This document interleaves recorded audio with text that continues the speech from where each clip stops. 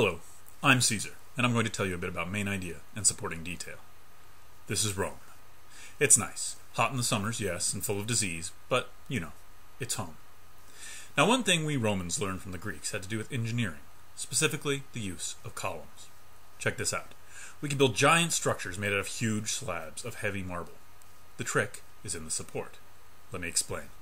This is a slab of marble. Heavy, yes, but not too impressive. Now, what if we start stacking up some slabs of marble? Solid, yes, but not exactly a feat of engineering. Enter the column. With the addition of these thin marble columns, we can support the massive marble slab high above the ground. Take away the support, and... Oh, great Caesar, what does this have to do with main idea, you're asking? Let me explain. Consider this short text. Bees are fascinating insects. Bees use their antennas to smell. Bees also eat pollen from flowers. They carry pollen to other flowers. Fascinating. Now, let's start with this question. What is this passage about? In other words, what's the topic? Yes, that's right. It's about bees. Now, our topic bees is the foundation of our paragraph. Everything is obviously about bees, so we start there. Now, the main idea is what the author wants to say about bees. Quite often, this is stated right at the beginning. Bees are fascinating insects.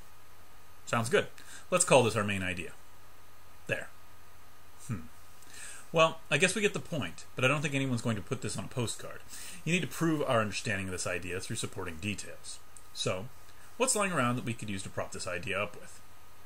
Bees use their antennas to smell. Fascinating. Let's get that in there. That doesn't look too stable at all. And it's not much of a paragraph either. A main idea should have multiple supporting details to really make the point.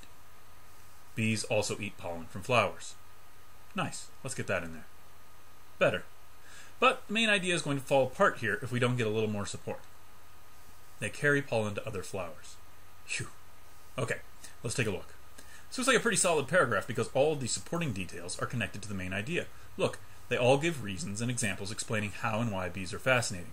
If they weren't connected to the main idea, we'd have a real problem. Let's consider this detail. Caesar was betrayed by his friend, Brutus. Wait, what? Anyway, let's see how this works.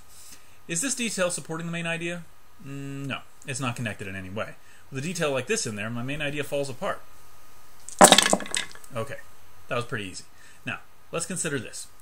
I am amazed by this fact about bees smelling with their antennas. I can't stop thinking about it. I can't even really comprehend what that means. Do bees smell the way we smell? How can that be? I'm fascinated. This seems like a much more important fact, and I wonder if it isn't actually the main idea. Let's find out. Okay, we start with our topic, still bees, and we have a new main idea, smells with their antennas. Okay, let's support this idea. Bees are fascinating insects. Well, I completely agree that this is fascinating. Sounds like it's connected to me. Bees also eat pollen from flowers. Let's get this in there. That doesn't look right. Why isn't it connected? Bees also eat pollen. Oh, I get it. Same topic, but not the same main idea. This sentence doesn't have anything to do with smelling or antennas. This could be a problem. Let's finish up. They carry pollen to other flowers. Yikes, this isn't going to work. This sentence is about pollen and flowers and not about smelling or antennas. Same topic, different main idea. Okay, I think I get it now. Even if the sentences share the same topic, they also need to connect directly to the main idea. Otherwise, there's no support. Hey, that's pretty smart.